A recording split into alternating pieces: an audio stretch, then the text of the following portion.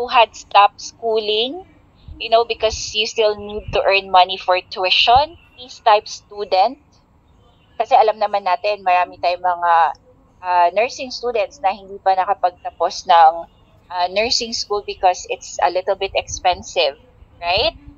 And then, okay, so we will know kung sino yung majority of our audience today.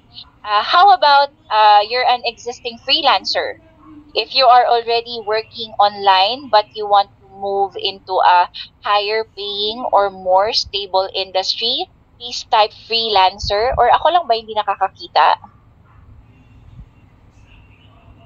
Meron tayong chemist. Ayun, kailangan ko palang i-scroll down. Akala ko kusa siyang mag-scroll up. Okay, may mga student tayo here. Freelancer. I'm interested in medical VA. So guys, if there's a client looking for VA, I'm interested. Okay. Pharmacist. Ay, bongga. Physical therapy with background po sa general VA. Yes. Okay, that's good to know. So perfect. Because no matter which category you're in today, whether you're a nurse, a freelancer, or a student, I'm going to show you how to work as a medical virtual assistant.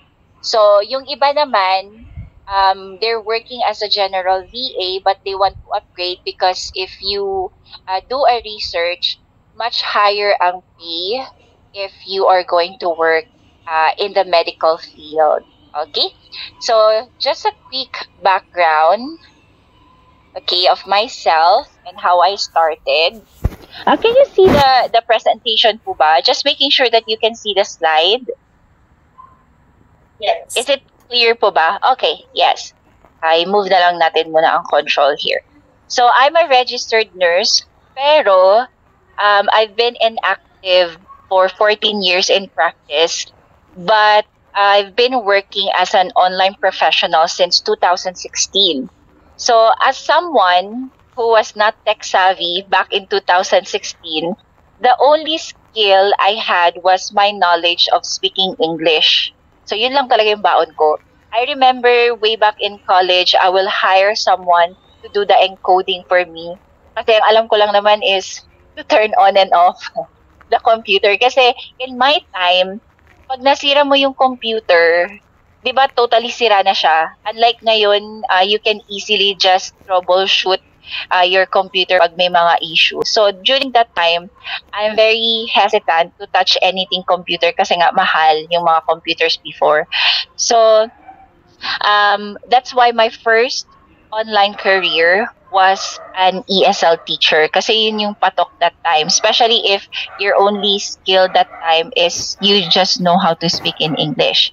Then once I gradually gained skills, I explored digital marketing, and since then I've been working as an ESL teacher and also as a VA, a social media manager slash graphic designer side by side. Oh, anything as long as I get to continue my work as an online professional. Kasi sa isip ko, working online is the only work that fits my lifestyle because during that time, I still have small kids.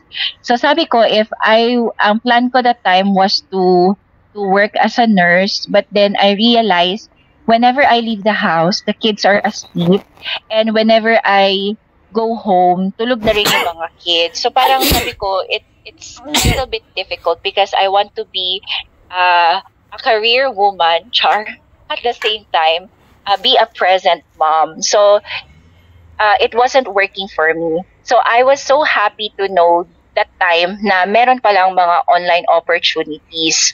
I didn't know back then. Sa kaka-scroll ko siguro, meron lumalabas sa feed ko like work from home job opportunity. So na-curious ako. So I came across of the idea of working as a medical VA. I mean, I only learned about it maybe 2 years ago. So I was surprised that there's actually that kind of a job or opportunity because before it was more about the e-commerce. Huwag nyo na tanungin yung yung age ko, guys, kung lagi kong binabanggit ang before or during my time. So, during my time, when I started, ang pinaka-popular that time was it's either you work as a teacher, e-commerce, social media management, and then yung mga VA roles are exclusive for real estate. Naabutan ko pa I forgot yung pinaka-first na hindi pa uso si Upwork or si online jobs that time. Just in case ma-remember nyo, Miss Glenn, pa-type na lang. Odesk? Was it Odesk? Yeah, I think it's Odesk. So, ganun na siya ka. Yun, Odesk. Thank you, Miss Karen and Miss Rohaira. So, diba sa Odesk, usually ang mga VAs doon, pang real estate lang siya. So, yun yung mga time na, ayun yung mga niches or industries uso during my time. So, the reason I tried to work as an HVA or healthcare virtual assistant that